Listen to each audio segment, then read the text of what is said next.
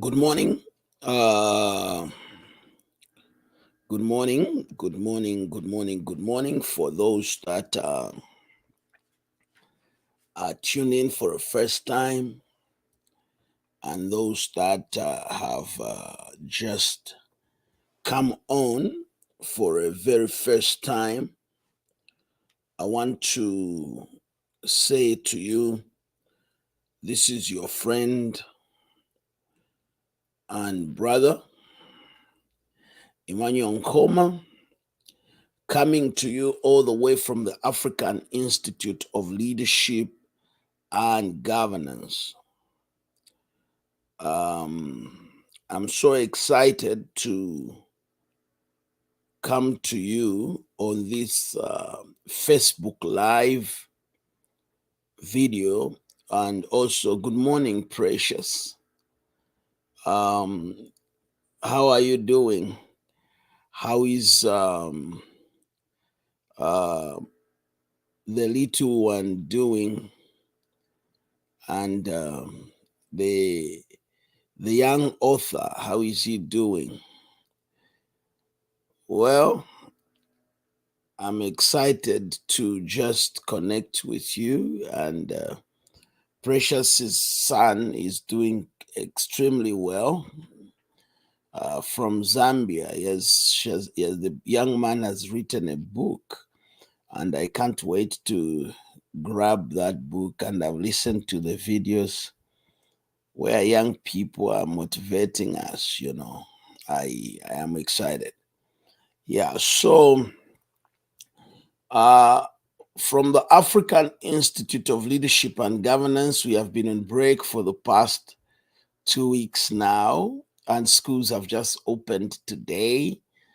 For us, our session, the second class, of course, we just finished one in applied leadership, which has been, it's an accredited training and accredited course. We are now looking at the next course, which will commence next month in applied leadership. So registration will be done shortly. I think that's why you see up there says to register online classes. There's numbers there. And as you can see, it's telling you about the African Institute. Below there is an accredited organization which provides quality education for personal leadership and also for corporate. Um, yeah, there are many people out there that are providing training, but very few are accredited. And also, we work and network with the university, and so you know that we are at a level where you have a great opportunity because you are getting education that is vetted and verified. So please, if you wish to improve on yourself or your organization, join the African Institute so that you can be well equipped. I'm not going to take much of your time. I wanted just to come on because today's the first day of opening the office. As you can see, that I've not been coming on for a long time, and offices is just opening. Schools have just opened today. So Tuesdays, Thursdays, I will be coming just to inspire you for those that join us. Um, as you know, we talk on leadership every time, and we want to see leadership developed in the continent of Africa. We talk on governance. Uh, Let me make recommendations quickly. There are recommendations that I'm making for leaders for the next intake and semester. One of the books that I'm recommending, I hope you can see it closely. I hope you can see it closely. Okay, how do I put it so that you can see it on camera? Yes, I think you can pick it there. Governing for long term. Okay, governing for long term, and it's a very powerful book. It says Governing for Long Term Democracy and Political Investment. Alan M. Jacobs. Please get this book, and it's a very, very powerful tool for us at the Institute.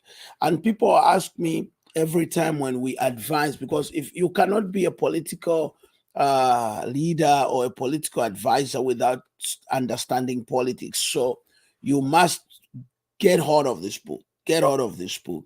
It's a powerful, powerful tool governing for long term.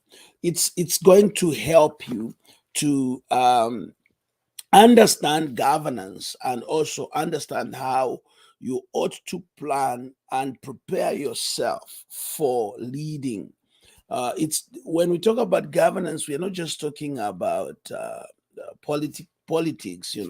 People run away from me every time when I talk about these things. They say, "Hey, because I'm too political in my teachings and presentations." No, politics involves the world. It's the one that dictates our money. It's the one that dictates where we have to do things. So we have to understand governance. The issue of governance has to do with leadership. So you are either a business person, you're a corporate person, you are a religious leader, whatever you are involved in, you need to make sure that you understand governance. So, this book, I recommend it highly. Governing for a long term. And it's something that is very good. Alison, how are you, my darling? Greetings, Dad. Alison, go to work. You're not at work today. Nice to see you, Alison Pillay, my very beautiful daughter and my chef. Yeah, she cooks nice food. Go to work. Go to work, Alison. Yeah, go to work. When you're at work, make sure you tune in. Oh, you're already at work. Okay, good. If you're already at work, that's good. That's good. So I want you to understand something. I wanted to also share with you the other books that I want us to look at, and which we'll be looking at in our next semester. Is this part of the book. I'm not sure if you can see it from there. Building democratic institutions. Building democratic institution by Shabia Chima. By Shabia Chima, Building Democratic Institutions. These books are also found in the library. You can get the books in the library of the University of KwaZulu Natal, and you can be able to read through. Check in your online libraries as well. Maybe you may end up finding something that will interest you as something that will help you to develop. In a quick one, let me go to my today's discussion.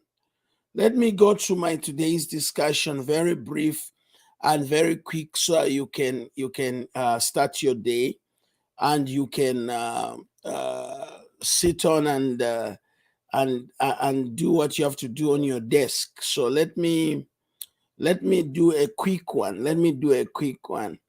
All right. Jay, thank you for tuning in. I see Jay is watching. Thank you for tuning in. Yeah, let me quickly go to a quick one. I was trying to share this, and it's the information that I have taught for years from different perspectives on the information or the subject of legacy or vacancy. Legacy or vacancy. I have always spoken about these things from many different perspectives when it comes to legacy or vacancy. Um, Most of us we struggle to build up a name. We struggle to build up a career. We struggle to build up a business. We struggle to build up uh, ourselves. Now, I was speaking to one of my mentees some years ago who came to me and said he wants to make money. He just wants to make money, just want to make money. So I said, okay, fine. After you have made money, so what? After you have made money, so what? After, it's like a politician wants to be president. I just want to be president. I want to be president. After you have been president, so haven't you wondered that most of our political leaders, when we vote them into power, they stop answering phone calls? I don't know if you have had that experience. Haven't you noticed that most of our leaders, when you appoint them into power, you take them to another office, they stop picking your calls? I was wondering, I was laughing.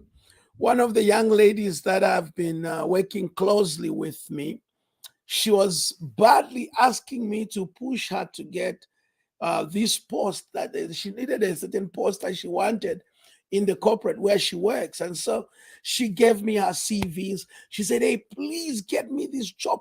Please get me. Hi, Charlotte Amelia. Say hello. Okay. Yeah, I said, please get me this job. Please get me this job. Then I got her this job. For the whole week, she never spoke to me. Then I was like wondering, like, what did I do? Did I do something wrong to get the job? Because this person was asking me, get me this job, get me this job. Now I got the job. Then all of a sudden, the person is not picking my calls. The person is not communicating. They disappear on Facebook. They disappear on social media. They disappear on WhatsApp. And I thought that they have stopped picking my calls. Daniel, how are you? Nice to see you. True, they don't pick up the calls. Daniel, they don't. Daniel, they don't pick calls even for you. All right. So now I was wondering, I was like, why this person? They were looking for this job, and I created this opportunity, and now all of a sudden they have disappeared. Please conversate with me if you are. Hey, my good pastor, Pastor Joseph Turner. How is Rustenburg? And when am I coming to Rustenburg? Wow, nice to see you, my pastor. Yeah, that's my leader there, my pastor, Joseph Turner from Rustenburg, Northwest. I can't wait to come. And by the way, Fundis, it's been long, man. It's been long. It's been long. And I see that now you have put up weight like me. Me, I have lost. I'm in the gym anyway. So let's keep gymming. Nevertheless, let's continue. So I discovered that when leaders are taken to a higher post, they start pick up calls. And when I spoke to this lady, I was like, hey, what have I done wrong? You don't talk to me anymore. She says, oh, I'm too busy. I didn't know that this job is too demanding. Diana Soko, good morning. Thank you. Welcome, Diana. Says, I didn't know that this job is so demanding. You didn't know this job is so demanding. Hey, guess what?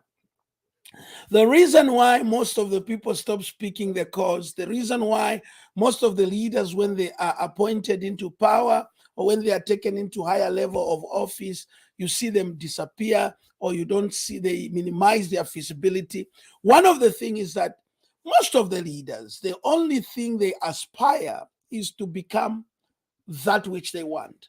Is to become, for example, if you aspire to be a pastor, like Pastor Joseph Turner, if you aspire to be a pastor, you become a pastor, you don't know what that office involves. So when you are there, you feel, oh, I'm here now. Then the next thing you find, you are stuck.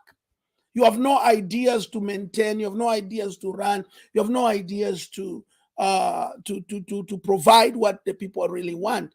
The next thing you find, hey, people starts to run up and down, and because they're saying, hey, this guy has failed. The same way, in the same sense, as I'm speaking to you, when people, you vote them into office and they become your members of parliament, they become your councillors.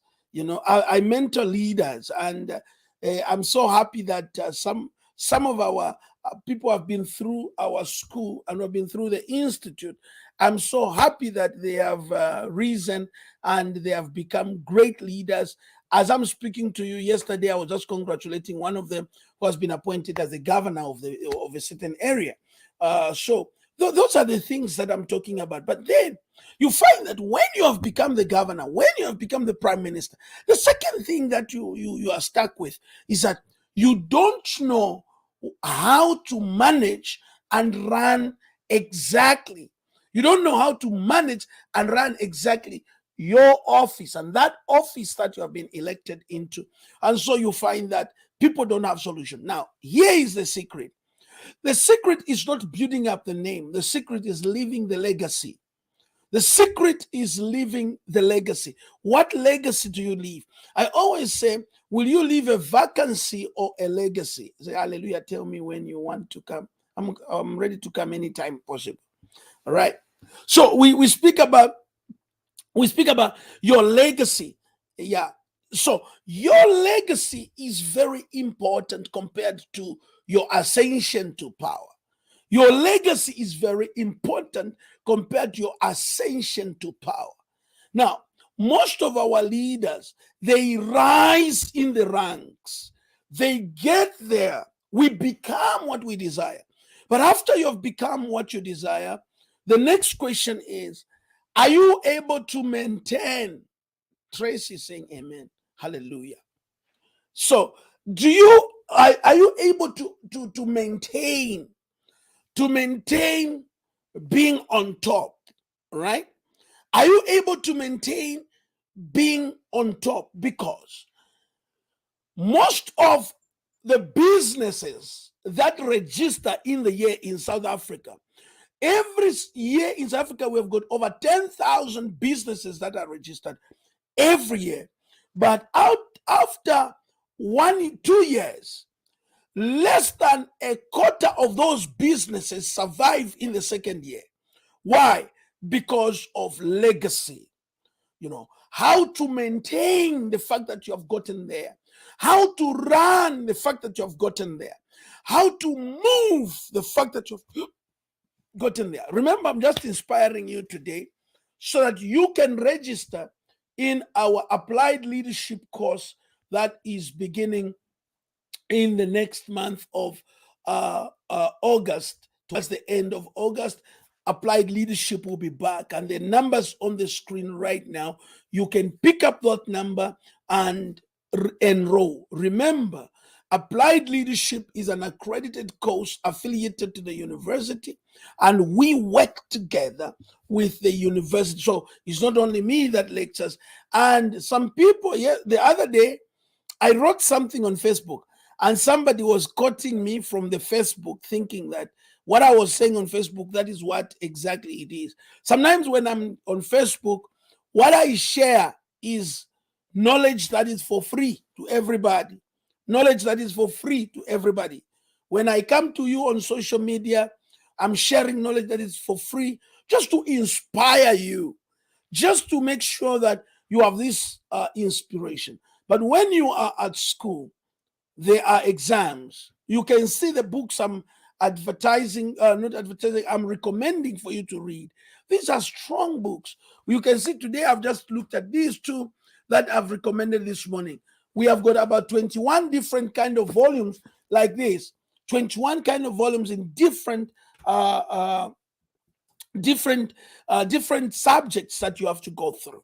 And so this is governance, just part of it. But I'm saying that now when you reach to where you want, you build your business, you become what you desire to become. What do you want people to remember you for? What exactly do you want people to remember you for? Now, not just to remember you, but what mark, what footprint do you want to leave behind you? Because remember that all of us, we are just here on earth temporarily, and we are, let me motivate you. We are born for a cause. So there could be a cause, there could be a purpose that we have to fulfill, right? There could be a purpose that we have to fulfill. So I know it's not easy for us to discover our purpose. It's not easy at all. Tracy Kayumba. Nice to see you, Tracy. So it's not easy for us to discover the purpose, but nevertheless, whilst we are still trying to do what we are doing, we must remember, how do I leave a legacy, not a vacancy? So that simply entails that you can be working for a company, maybe as a salesman. Go an extra mile as a salesman. You can be working at a company as maybe a sweeper, for example. Go an extra mile. Okay. Vincent Moya, nice to see you. Go an extra mile. Okay. Go an extra mile. Yeah, Vincent Moya. This is Dr. Nkoma, the gentleman you wrote to me some time back, and then I called you back. So it's nice to see you. Now we are friends. We didn't know each other at that time. Vincent Moya. Tell me where you're watching from as well, Vincent Moya. So, guys, you must understand that as your leader here, I am saying you can be doing a small job. You can be selling uh, airtime, for example. You can be working at a bank. How is your customer care clientele relation with the people? How do you relate to those that work in the bank? You can be a security guard. You know, there used to be a security man many years ago at the passport office when I was in Zambia. There used to be a security man at the passport office. And that security personnel, he was a police guy. He was always there, always smiling, always joyful. And whenever I went there, the first person I would look for to give a tip was that security man. The first person, he never did anything to help me do anything. But every time I found him there, he just greeted me, hi, boss. Hi, boss. You know, just that becomes a legacy. When I went there this time, sometime back early this year or so, I went there and I was looking for somebody to give a tip.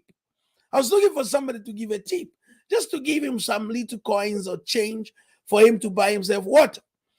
When I got there, I found that he's not there. Then I asked, where was that man? I couldn't even remember the name. I described him, and everybody told me, oh no, man, they moved him from here. He got a promotion. He works from a different place now, and so on and so forth. What makes that?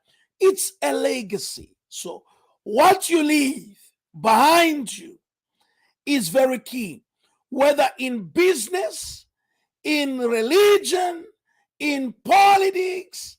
What you leave behind you is what is more important than how you ascend to power.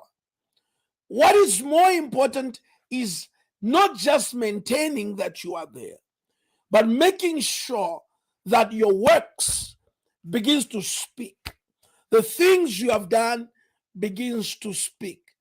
You know, one of my good friends from Kenya, Professor Lumumba, makes a statement and says, he says that if a leader is asked to say what he has done and it takes more than 20 minutes explaining, it means he has done nothing. What does that mean? It's very easy. It's very easy. Let your work speak for you. Let your work speak for you. Let us be able to sit back and put things together and look at, when we are long gone, what will the generation coming behind us say about us? I want to take this time once again, as we are in the days of national mourning in South Africa, due to the passing of Jesse Duarte. If you look at Jesse Duarte, and at this particular time, if you look at the passing of Jesse Duarte, it has shaken all of us. I was very, very, very, very impacted by her life. She was the only woman on the top six. She was the only woman in the top six of the African National Congress. And when you look at Jesse Duarte, she was not a giant. She was not tall. She was a very tiny woman, small in stature. But guess what? An elephant at heart. She was one of the longest serving women in the ANC, one of the longest serving women in the ANC. And when she passed on, because she was to be buried the same day, all right? She was to be buried the same day based on her religion. Now, when Jesse Duarte died, it was in the morning. But within the next 7 hours, a state funeral was organized. Within the 7 hours, the president was there. Everybody gathered, and people were sharing the impact she has left. Today, the nation has declared National Day of Mourning, and we are talking about a small, tiny person in stature. When she passes on, she's wrapped in those sheets, and she's taken into a grave only in those sheets, without a glamorous coffin, a glamorous, beautiful thing, and all those things. No, all those things are little. But what leaves behind? Most of you are saving monies for your funeral because you have no legacy. Okay? Let me challenge you. Many of you, you are worried about your funeral because you have no legacy. You know, when you die, everything about you dies, including your name. But listen to me this morning. I want you to imitate people like Jesse Duarte, who entire life decided to save the people of South Africa, despite the harsh conditions she lived in, despite the hard moments she lived in. She decided to save and save and save. And when she's long gone, we are here to celebrate her works and celebrate her labor. I inspire you today, this morning. I'm back in the office, and I just wanted to send you this morning thinking, when you leave this planet, when you leave your office, will you leave a vacancy or will you leave a legacy? This has been your friend and brother here, Emmanuel Nkoma, coming to you all the way from the African Institute of Leadership and Governance. Remember to register in Applied Leadership for the next intake. Have a wonderful, wonderful, wonderful day. Siyabonga kakhulu. Nkosi sikeleli Africa. Bye-bye.